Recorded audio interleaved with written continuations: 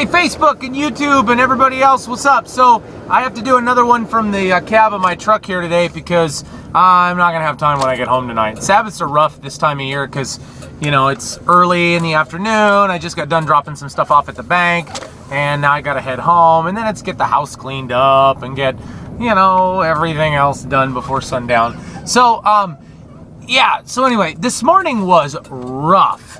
And I don't mean rough like from a standpoint of it was extremely hard running wise. It was ridiculously hard talking myself into going out this morning. It was about 32 degrees here with fog, and I was trying to find every reason and every excuse in the book that I didn't need to and shouldn't go. Now, I argued with myself for probably a half hour. I was up about 5 o'clock. And then I went ahead and was out the door by, 5:30. I just wasn't feeling it this morning. And I don't know why, because once I got out, it was fine. But there is some little thing that your brain does to you where your brain is like, no, I don't want to do this. I want to go back to the old me. I want to be lazy. I want to be... And you have to just tell that part of your brain to shut it. And that's what I kind of learned this morning. You just have to tell your brain to completely and totally shut it. And that's what I did. I said, you know what? Shut it, brain. We're going running, and there's nothing you can do about it because my legs say we're going.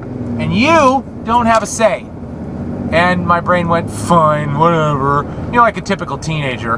And then out we went. And sure enough, we got into the first stretch of the run. It felt good. It felt really good to be out running. Got into the first long segment of the run, the first 3-minute section, and it was a little sketchier than the 90-second shot. But what I'm really appreciating about this right now that is really impressive to me is, you know, I always have heard that the true measure of cardiovascular health is not how well you can breathe necessarily while you're doing aerobic activity, but that it's how quickly you recover from aerobic bacteria. That's something else. That's my biology talking. But how quickly you recover from aerobic working out and things. I'm finding that, and I don't know how true that is. That's just things that you hear periodically. But I'm finding that my ability to recover is way better than it used to be. I mean, way better. So people in traffic are looking at me like I'm a nutcase talking to my steering wheel. But way better. Like on the first part of the run, maybe like, I don't know, even 15, 20 seconds in, I'm back to normal breath rate, which is great. I'm loving that, which kind of tells me that, you know, my body's adapting well to this. I was concerned that it was going to fight back and that it was going to kind of, you know, I was going to have injuries and have soreness and other things like that. You know, short of the hip flexor that's been giving me a little bit of issues. And that's honestly, that's not even this. That's not even the running. I started having issues with that prior to Pilates. I have this weird thing where my hips crack and they pop. Like whenever we do the corkscrew. I don't know if you're a Pilates person or not, or if you're aware of that, but we do a single leg and then a double leg corkscrew, where basically you put, you know, you lay on your back and you kick both legs up at the hip joint, and then you take one down and kind of loop it around and then loop it back and then loop it down and loop it back. Every time I get to the bottom end of that, it pops. And I've always kind of had a little bit of trouble with that hip flexor. I noticed that it gets a little bit worked when I run. The other day was worse than it'd been in a little while, but it was fine this morning. I didn't have any problems at all, and it was working like it should, and felt like everything was lubed up and working and operating as though I actually knew what I was doing and was out there really running. So that was kind of cool. Other than that, all is going fantastically well on the front of trying to kind of get the food and stuff taken care of. I've been avoiding the processed stuff as much as humanly possible. So far, I've successfully added back into my diet beans and legumes, so I haven't had any issues with beans and legumes yet. In fact, peas are fantastic in the salads I've been having, which is really good. I've added back in dairy to a certain extent, though that's not been a lot. I've been really trying to limit the amount of dairy, I think, just to ensure that, pardon me, just to ensure that everything's working okay and everything's good. Tonight, I think we're going to reintroduce meat, red meat. I haven't really had much beef. I've been eating a lot of chicken and fish in any of the meat, but I haven't really been eating much meat at all. But tonight, I talked Shannon into doing some steaks that we had in the freezer. So I'm kind of excited to sit down and have a little bit of steak and some baked potatoes and salad. Kind of just have a nice Sabbath meal tonight. So I'm excited for that.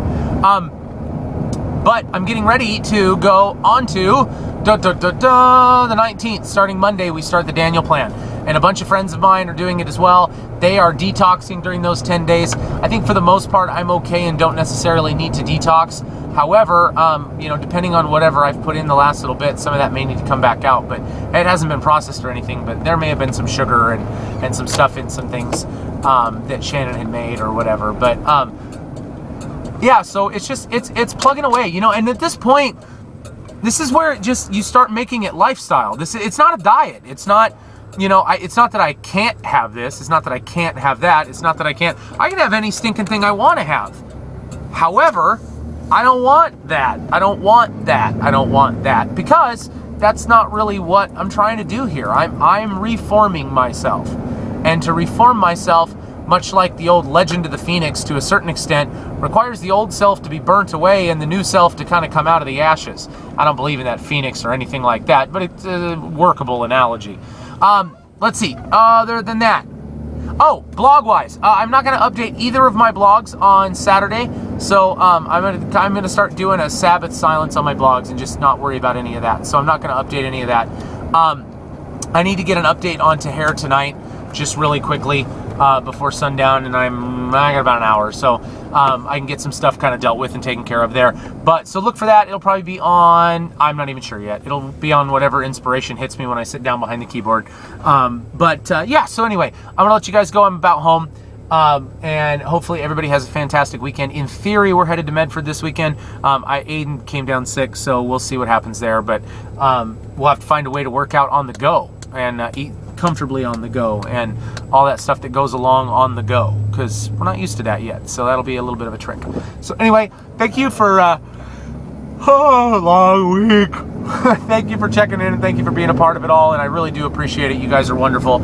Your comments and your encouragement really means everything. So thank you very much, and just continue doing what you're doing, and I'm going to keep doing what I'm doing, and I'll keep you updated here periodically. So have a wonderful weekend. Enjoy your Sabbath if you're a Sabbath keeper, and if you're not, we'll have a wonderful weekend, and we will talk at you Monday, the next time that I update the video blog. So cheers, later, bye.